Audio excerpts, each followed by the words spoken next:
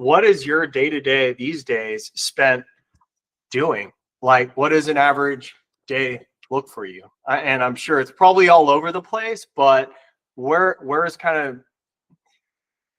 you spending your time these days? I guess I want to ask. The key word you just said, optimization.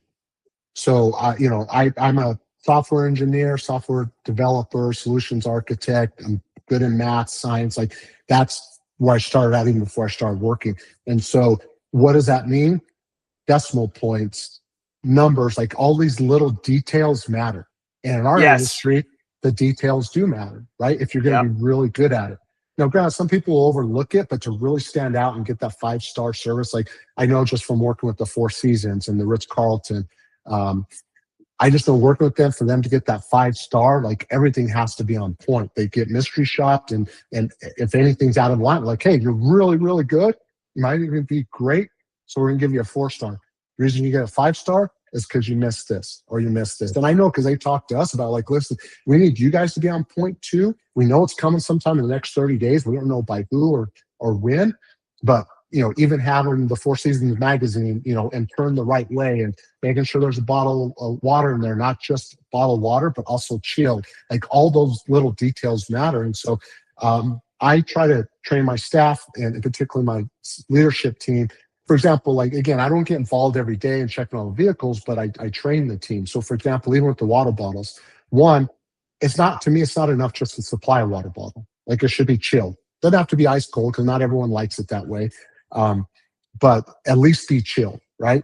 And then if you're on a multi-hour deal, as road shows, which they were a lot more common before, maybe just an hourly service because they're doing a tour or something, especially in smaller vehicles, they should be swapped out, right? So if someone drank half a bottle and then they're going into a 1-hour meeting, don't leave that water bottle there. Take that out and put in a fresh one in there. But I'm so anal retentive that I tell my team, don't put it in immediately, because what happens over time, it warms up. So when they tell you, hey, I'm going to be out at 2:00, I'll text you if I'm going to be out earlier. Literally 5 minutes, you should be watching the clock because you're on duty anyways. 5 minutes before, then go swap it out. So it's freshly chilled, right? Like I pay attention. So that's detail. That's and just how you illustrated it right there really encapsulates what you mean, right? Because you're like, oh, no, not just, restock it. Yeah, I'll just restock it.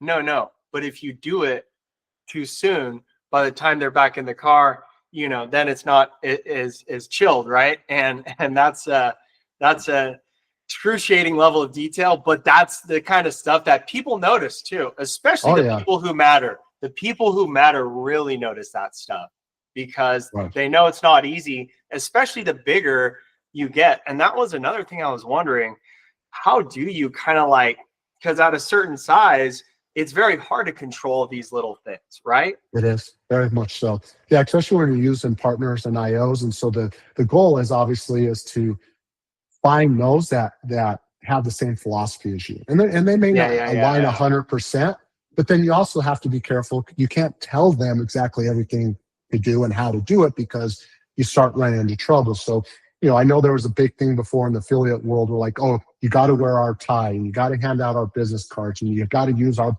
custom branded bottled water. And, you get mystery shopped and you have to tell them, you work for, this company or you represent them. And I agree with a lot of that, but I don't agree with all of it. And part of the reason I don't agree with all of it is customers aren't dumb. They know that you don't have a million cars spread out all over the world. They know that, right? But what they're gonna rely on you is, hey, I know who I'm calling when I want to book something. I know who I'm calling when I have a problem. And I understand that you have a partner network and you're relying on partners to execute like you would in your home market. So they're not dumb. So why try to pretend they're not a partner? Thank you. But you just have to respect that relationship, right? And that's the part where you can get yourself in trouble, right? They're like, hey, because there's always some margin in there, right? And even if the customer doesn't know the dollar amount, they know there's some margin. So if that customer comes and says, hey, can I just book with you directly? That's where you got to put your hand down and say, I can't. I respect my relationship with my partner. That's where the work came from. I need to refer you back to them. Right? Yes. And so that's critically important. And not everyone understands that, whether you're a big company much bigger than me with like, oh, you got to hit all these points or you're bad. But as long as you're respecting that relationship and you're constantly referring that, you're trying to make them look good and refer that business back to them and not try to skirt them or steal that business. They know, the customers know that they're not dumb. And I think that's where a lot of people get into trouble. And so we will give like our business cards to our partners. We'll give them our custom brand bottle of water. Like, hey, come pick it up. Like, use it for our customers. And then when they ask you for, you put your phone number, your name down, hand out our business card. And so we do some things like that to try to preserve our brand in front of them. And hopefully also give kind of a small reminder to the partner, don't forget where the business is coming from if they do try to book with you directly. Totally. And so those are some of the details that are important to us. We used to, offer our company branded ties. In fact, we still will. If they come and say, hey, I want to wear your company tie when I pick up your clients, great. Come get it. We'll even give it to you. But we don't require it. We just require a certain industry standard dress and appearance that anyone would expect kind of all over the globe or a particular market. Because you go to a Hawaii or Caribbean island, they're not typically going to be wearing a suit unless they're asked. So wearing a Hawaiian shirt, something light, right? You go to the mountains. I know when I first was trying to build business up there, I'd show up in my suit. People are looking at me weird, like, who is this guy, right? But they, seems like a Wall Street type person versus we're up in the mountains, we're more casual. So we found a kind of a mix to look sharp without wearing a suit and still stand out for the right reasons up in the mountain markets. So it's a challenge definitely as you grow to maintain service standards, maintain the brand loyalty, maintain your customers. It's a lot of work. Yeah, I love what you said though about your customers aren't dumb. And the funny thing is, if you take the general population, many times people that use these services are actually going to be the part of the population that's generally, pretty intelligent, business savvy. They get it. You use partners. And it just reminds me of a story where someone was asking me about a bid they were doing. And I came to find out that he did not make it clear that he would be using, partners or whatever. And I just thought, man, that, like you said, customers aren't dumb. And if you're not, I feel like if you're not upfront about these things, it just, then you lose the trust. And like you said, look, as long as they're keeping the standard, they're trusting you and your judgment and discretion. And that's the brand. That's a Hermes brand. It's you and your judgment and you being very picky with who you work with. That's what matters, right? And that's what makes your brand and gives it the kind of online reputation it has, which absolutely it does. And like we get a lot of you can go out to our Google reviews now and we've never really focused on getting those. They kind of just came by chance, but since we've been focusing on them, I mean, we've added a lot over the last year and a half, and we get a lot of compliments from our partners too, right? And so or about our partners, so we can tell just by the name that they put in there. And so that's really good to see that our clients are pleased with our partner network. And it's also really good to see that that they recognize the importance of that and that our partners are matching our service standards and what we've asked them to do. Because ultimately it's just going to make them more successful, not just with us, but also with other companies that will farm work out to them or even their own direct clients. Like we have a good enough standard. Like if you follow this, not only will our clients be happy, but everyone you drive will be happy. And so we're doing it not so much to control people as much as I've always taken the adage of I'm trying to raise the game. And particularly in our market. And it's funny because there's someone local, I won't get into who, but if he watches this, he knows who he is.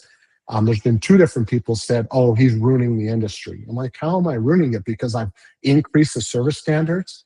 Like if that's ruining it, maybe for you because you're more lax, but it's causing us to be more successful. So, and then I hear other things too, where people, because we grew so quick, people like, oh, so-and-so saying this about you, so-and-so saying about this about you. I'm like, I don't even know who they are, or even if I do, I don't care. They can worry about me and keep eyes on me. I'm keeping my eyes down, grinding and trying to improve every day and trying to meet my customers' need. That's all I care about. And if that upsets you in some way, so be it. Maybe you should be in a different industry, but I'm more focused on me and my team and what we're doing to make our clients happy. I don't have time for all the other noise, and I can care less. Yeah. So it's just really focused. Sorry to interrupt you there, Mark, but No. Go ahead. No, go ahead. Yes. Yeah. No. You were asking like, what do I do? Like I told you about optimization, right? So I told you, gave the water bottle example, right? The other thing is I'm always looking at, hey, now I'm now working on the business versus in the business, right? So if I get some analytics, I'm like, hey, our response time on our emails is 2 hours and 15 minutes. Well, what can we do to get that under 2 hours, right? And then once we get that, we're looking to get to an hour and a half. Now I'm to the point where I'm like, what can we do to get our responses out in under 30 minutes? Yeah. That's the goal, right? And then the phones, like almost no hold time. Making sure we're communicating. So if we do have to put a customer on hold, we're checking back in with them, even if we're trying to figure out what's going on with their chauffeur. We don't keep them on hold for 5 or 10 minutes. We might ultimately over time, but you need to be checking back in with them. Nothing is more frustrating with the customer. You're looking for your vehicle and you're sitting on hold for 5 minutes. Like, what is going on? So I tell my team, you should come off of hold, even if don't have a solution. Let them know, hey, I haven't forgot about you. I'm still working on your issue. Here's where we're at right now. I need to place you on hold again. I'll be right back, right? You have to do that constant check-in so you're not just leaving them hanging, wondering what's going on. And so that's where I really spend my time working with my team as to what can we do to improve, which kind of leads to, AI and some other things I'm not ready to announce yet that we're working on to try to help us make us be more responsive, not just to our external customer, but also internally. Like, what can we do to make us more efficient and quicker, which ultimately is going to make us more efficient and quicker to respond to our customers too.